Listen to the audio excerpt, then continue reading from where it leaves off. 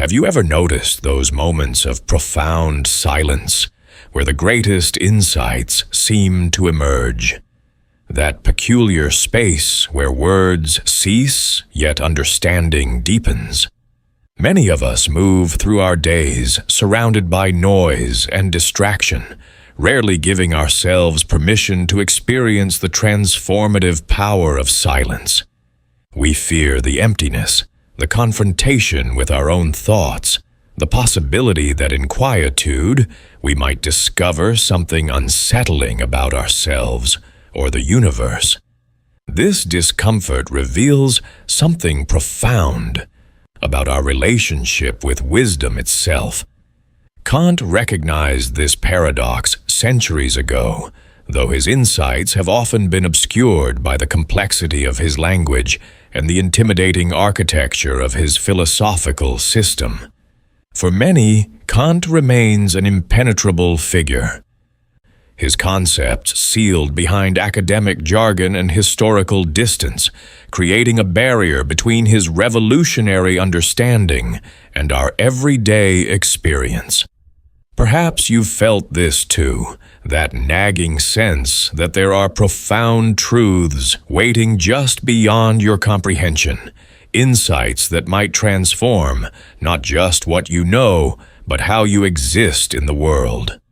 That feeling of inadequacy when confronting philosophical giants like Kant is not a personal failure, but a common human experience. One that stems from our disconnection from the contemplative traditions that once formed the backbone of intellectual life. By the end of this exploration, you will discover how Kant's understanding of transcendental knowledge provides a framework for comprehending the silent wisdom embodied by women throughout history. A wisdom that operates beyond conventional modes of expression, yet shapes the very fabric of our spiritual and ethical lives.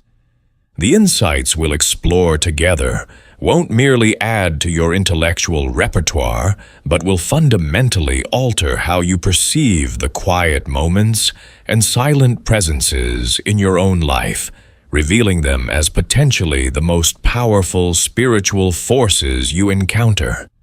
Understanding these concepts now, in our age of constant noise and performative expression, may be more urgent than ever, offering a counterbalance to the cultural forces pulling us away from the depths of contemplative wisdom. Let us embark together on this journey into Kantian thought, not as an academic exercise, but as a pathway to recognizing the hidden symbols of spiritual power that surround us daily, particularly in the silent flourishing of women whose wisdom transcends conventional expression. The phenomenon of women flourishing in silence presents a fascinating lens through which to examine Kant's transcendental idealism. When we observe women who cultivate profound inner wisdom without external validation or expression, we witness a living embodiment of what Kant called the noumenal realm, that dimension of reality that exists beyond empirical observation and sensory experience. For Kant, our perceptual apparatus imposes certain structures upon the world, filters that determine what we can and cannot know. The phenomenal world, the world as it appears to us through our senses, represents only a fraction of what exists. Behind this veil of perception lies the thing in itself, the noumenal reality that exists independent of our observation. This distinction forms the cornerstone of Kant's epistemology, his theory of knowledge.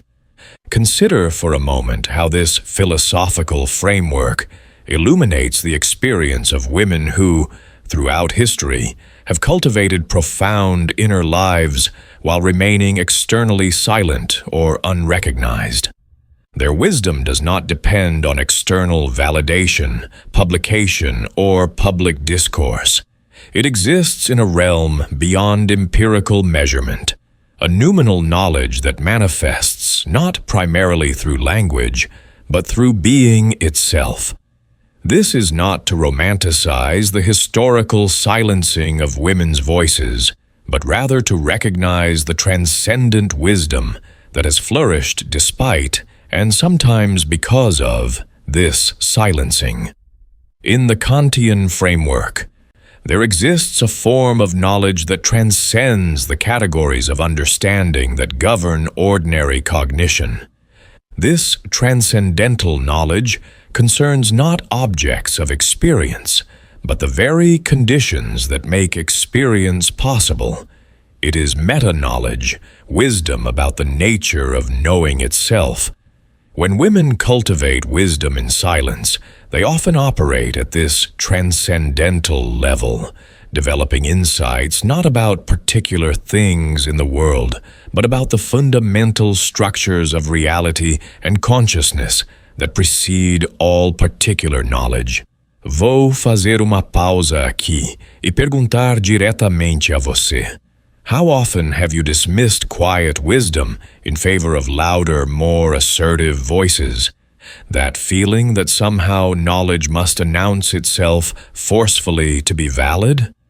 Many of us carry this unconscious bias, equating volume with value and overlooking the profound insights that emerge from contemplative silence. You are not alone in this struggle. Many of us grapple with the challenge of recognizing wisdom that doesn't assert itself in conventional ways, especially in our hyper-connected, performance-driven culture. I would love for you to share your experience in the comments. Perhaps something as simple as, "My greatest challenge in recognizing silent wisdom is Joho." Your comment not only helps me create content more aligned with your actual needs, but also creates a community where others, who may be facing the same obstacles, can feel understood and less alone in their philosophical journey. It is through this sincere exchange that we grow together. So please, pause the video for a moment and share your experience. Your voice matters more than you might imagine. Kant's conception of moral autonomy provides another framework for understanding the spiritual power manifested by women who flourish in silence.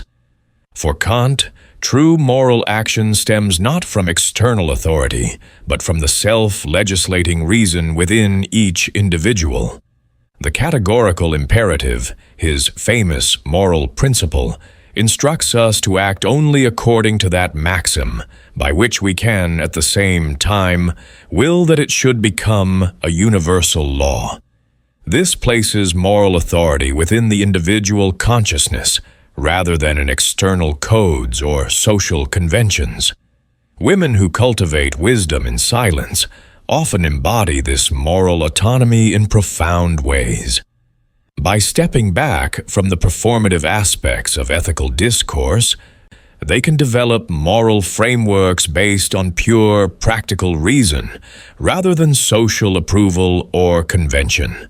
Their morality becomes self-legislating in the Kantian sense, derived from internal principle rather than external validation. This silent moral autonomy represents a form of spiritual power that operates independently of social recognition or affirmation. It is a power that transforms not through assertion, but through embodiment. The woman who knows her own mind and heart, who acts from principle rather than expediency, who maintains her ethical center amidst social pressures to conform, manifests a form of spiritual authority that needs no external validation to be effective. This connects to Kant's distinction between heteronymous and autonomous ethics.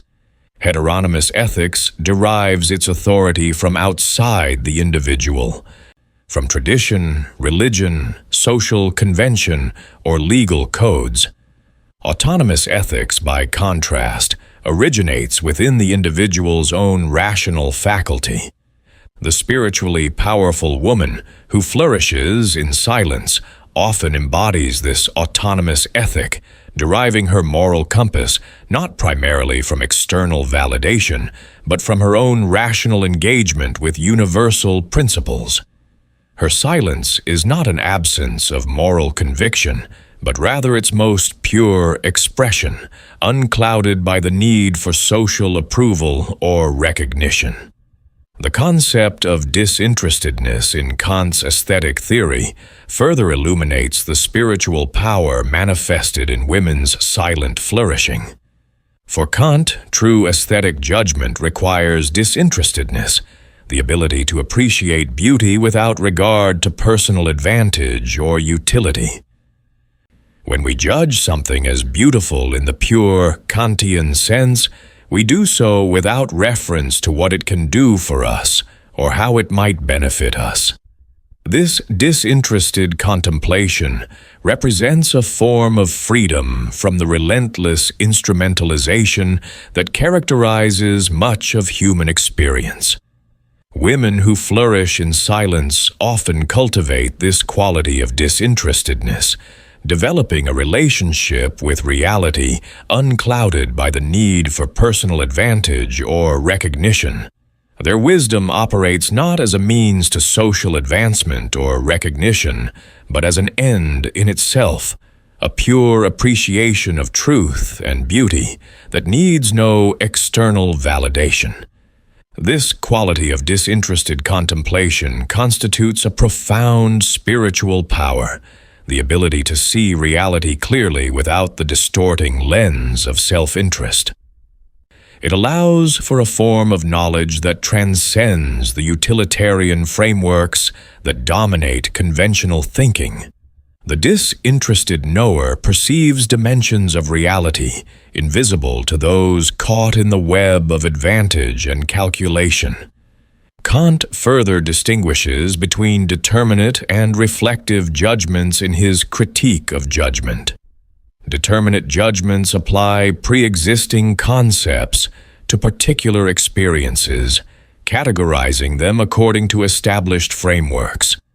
Reflective judgments, by contrast, begin with particular experiences and seek appropriate concepts to understand them. Women flourishing in silence often excel at reflective judgment, developing conceptual frameworks tailored to their unique experiences rather than forcing their experiences into pre-existing conceptual boxes. This capacity for reflective judgment represents a form of intellectual and spiritual freedom, the ability to think beyond conventional categories and create new conceptual frameworks better suited to the complexities of lived experience. The sublime, another key concept in Kant's aesthetic theory, provides yet another framework for understanding women's silent spiritual power. For Kant, the sublime represents an encounter with something so vast or powerful that it exceeds our conceptual frameworks, causing a momentary breakdown in our ability to comprehend, followed by a recovery in which reason asserts its transcendent capacity. The sublime produces a mixture of awe, fear, and exhilaration. As we confront something beyond our immediate comprehension, yet ultimately affirm our rational capacity to think beyond sensory limitations. Women who flourish in silence often cultivate and embody a relationship with the sublime. Their wisdom acknowledges the limitations of conventional understanding and reaches beyond these limitations toward transcendent insight. This capacity to dwell comfortably at the edge of comprehension, to embrace rather than flee from the breakdown of conventional understanding, constitutes a profound spiritual strength. It allows for growth and transformation at precisely those points where conventional wisdom fails. This engagement with the sublime connects to what Kant called intellectual intuition. For Kant, human knowledge is normally constrained by the need for concepts to be applied to intuitions derived from sensory experience.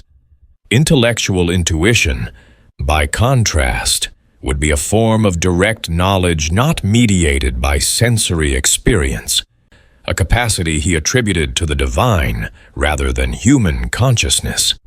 Yet women flourishing in silence sometimes develop something akin to intellectual intuition, a capacity to know directly, through contemplative immersion, realities that transcend conventional conceptual frameworks.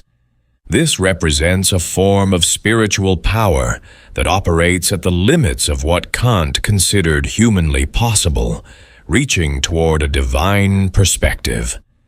Kant's conception of the kingdom of ends provides another framework for understanding the spiritual power manifest in women's silent flourishing. The kingdom of ends represents an ideal ethical community in which each individual treats all others as ends in themselves rather than mere means, respecting their dignity and autonomy. This ideal community emerges when all members act according to universalizable maxims derived from pure, practical reason. Women who flourish in silence often contribute to the realization of this kingdom of ends in profound ways. By cultivating wisdom beyond the need for external validation, they create spaces of authentic relationship uncorrupted by instrumentalization or manipulation. Their interactions with others, guided by transcendent ethical principles rather than social advantage, embody the respect for personhood that Kant placed at the center of his ethical vision. This contribution to the kingdom of ends represents a form of spiritual power that transforms social reality not through domination or control, but through the creation of spaces where authentic ethical relationship becomes possible. It is a power that operates not by changing others directly, but by creating conditions in which others can recognize and realize their own ethical nature. This connects to Kant's conception of enlightenment, which he famously defined as mankind's emergence from self-imposed immaturity, the courage to use one's own understanding without direction from another. Women who flourish in silence often embody and encourage this enlightenment, not by imposing their understanding on others, but by creating spaces where others can develop the courage to think for themselves. Their silence is not an abdication of intellectual responsibility, but rather its most profound expression, a refusal to substitute their voice for another's thought. The concept of radical evil in Kant's religious philosophy provides yet another framework for understanding the spiritual power of women who flourish in silence.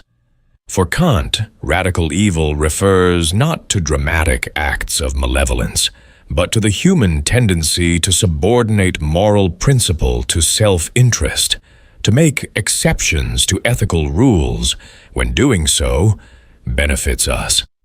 This self-serving inversion of the proper relationship between principle and interest constitutes the root of moral corruption. Women who flourish in silence often develop remarkable resistance to this radical evil. By cultivating wisdom beyond the need for social advantage or recognition, they reduce the incentive to compromise principle for personal benefit. Their moral vision, unclouded by the need for external validation, can maintain its integrity even when doing so brings no social reward or recognition. This resistance to radical evil constitutes a profound spiritual power, the capacity to maintain moral vision in contexts where most succumb to self-serving rationalization or ethical compromise. It allows for moral leadership not through prescription or condemnation, but through embodiment, the living demonstration that integrity remains possible even when not socially rewarded. This connects to Kant's conception of virtue as moral strength, the capacity to act from duty even when inclination pulls in other directions. Women flourishing in silence often develop extraordinary moral strength, not in the sense of dominating others, but in the sense of remaining true to principle, even when doing so requires swimming against powerful social currents. Their silence is not weakness, but strength, the capacity to stand firm in conviction without need for external support or validation. The concept of transcendental freedom in Kant's moral philosophy provides a final framework for understanding women's silent spiritual power. For Kant, freedom represents not simply the absence of external constraint, but the capacity to act from principle rather than merely reacting to causal forces. True, freedom in this sense is not doing whatever one wants, but acting from self-determined principle, regardless of external pressure or internal inclination. It is the capacity to initiate causal chains, rather than merely responding to existing ones. Women who flourish in silence often embody this transcendental freedom in profound ways. By developing wisdom beyond social convention or validation, they become capable of acting from principle, even when doing so brings no external reward or recognition. Their actions stem not from reaction to social pressure, but from self-determined principle. This capacity for self-determination constitutes a profound spiritual power, the ability to shape reality according to principle rather than merely adapting to existing conditions. It allows for transformative action that originates not in opposition or reaction, but in autonomous principle. This connects to Kant's conception of the highest good, the ideal state in which virtue and happiness align perfectly. For Kant, the highest good requires not just individual virtue, but a transformation of reality, such that virtue and happiness no longer conflict. Women flourishing in silence contribute to the realization of this highest good not through forceful imposition, but through the creation of contexts in which virtue and fulfillment can align, in which the good and the pleasing need no longer be separated. Their silence is not resignation to existing conditions, but the subtle transformation of those conditions through principled being and action. As we near the conclusion of our exploration, we can see how Kant's philosophical system, often perceived as abstract and disconnected from lived experience, actually provides profound frameworks for understanding the spiritual power manifest in women's silent flourishing. His distinctions between phenomenal and noumenal, his conception of moral autonomy, his aesthetic theories of disinterestedness and the sublime, his ethical vision of the kingdom of ends, his analysis of radical evil, and his conception of transcendental freedom all illuminate different facets of this silent power. Together, they reveal a form of spiritual authority that operates not through dominance or assertion, but through the embodiment of transcendent principle, a power that transforms not by force, but by creating spaces where authentic relationship and self-determination become possible.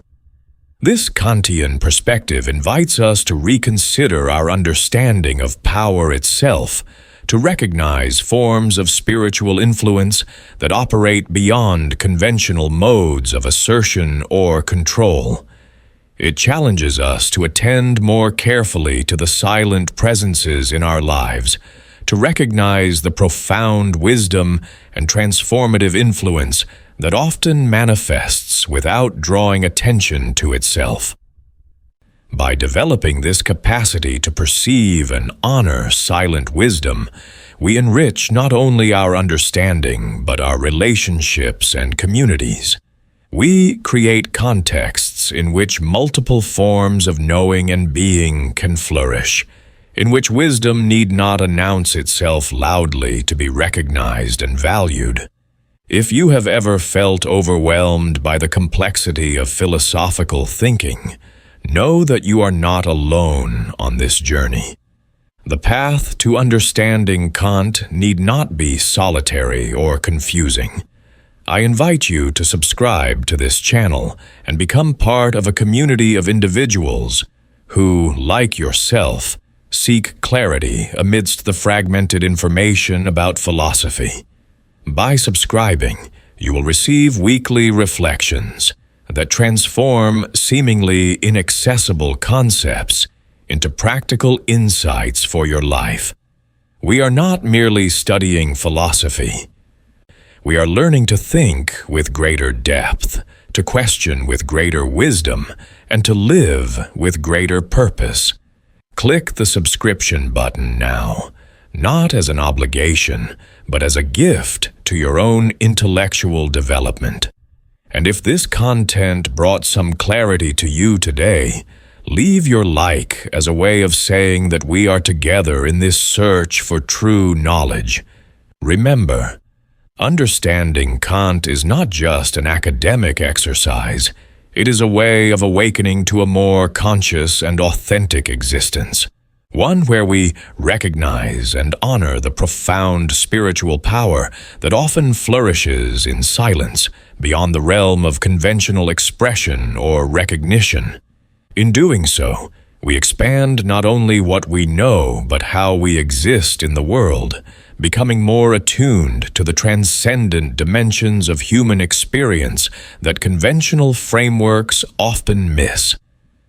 This attunement represents not just intellectual growth, but spiritual development, the capacity to perceive and honor forms of wisdom that transform our world in ways both subtle and profound.